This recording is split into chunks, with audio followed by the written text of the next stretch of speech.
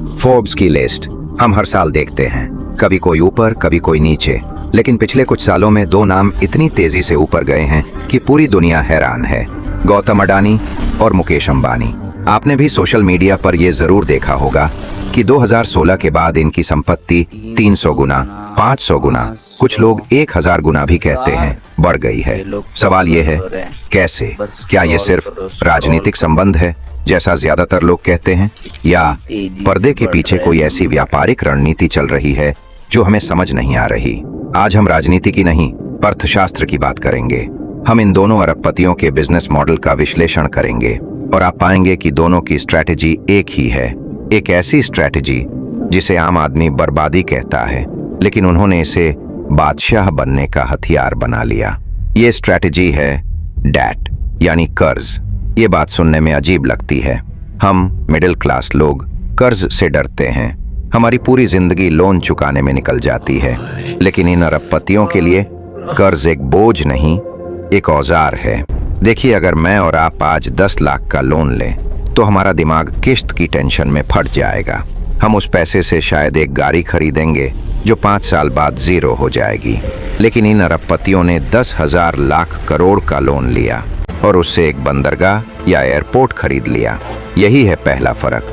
हम देनदारी खरीदते हैं, वो संपत्ति खरीदते हैं।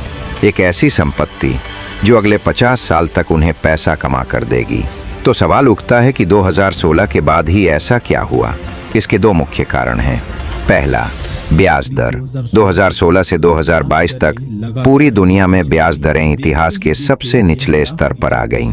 बैंकों के पास बहुत पैसा था और वो सस्ते में लोन बांट रहे थे। अंबानी और अडानी ने इस सस्ते पैसे के समुद्र का फायदा उठाया। अडानी ग्रुप ने पोर्ट्स खरीदने शुरू किए। एक पोर्ट खरीदा, उसे एसेट दिखाकर उस पर और लोन लिया, उस पैसे से दूसरा पोर्ट खरीदा, फिर एयरपोर्ट्स खरीदे, पावर प्लांट्स खरीदे।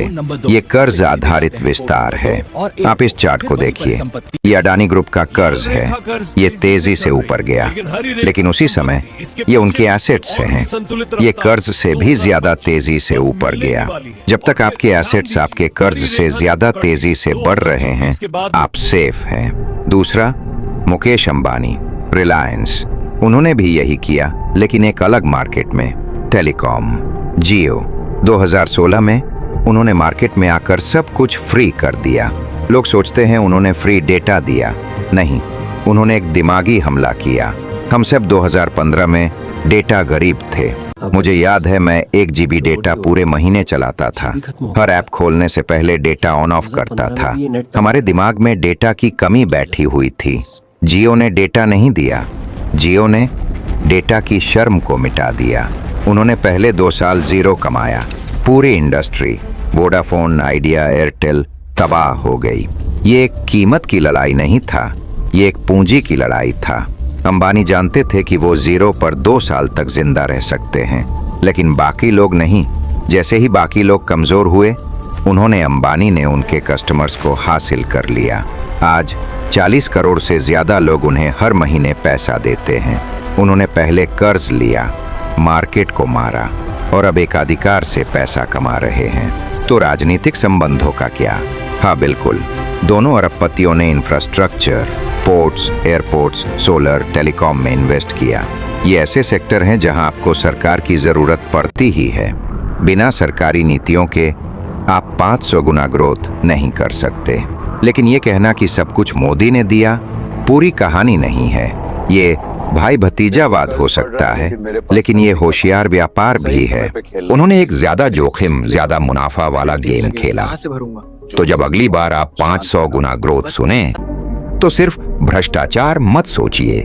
ये सोचिए कि एक तरफ 20,000 करोड़ का कर्ज है और दूसरी तरफ 25,000 करोड़ का एसेट।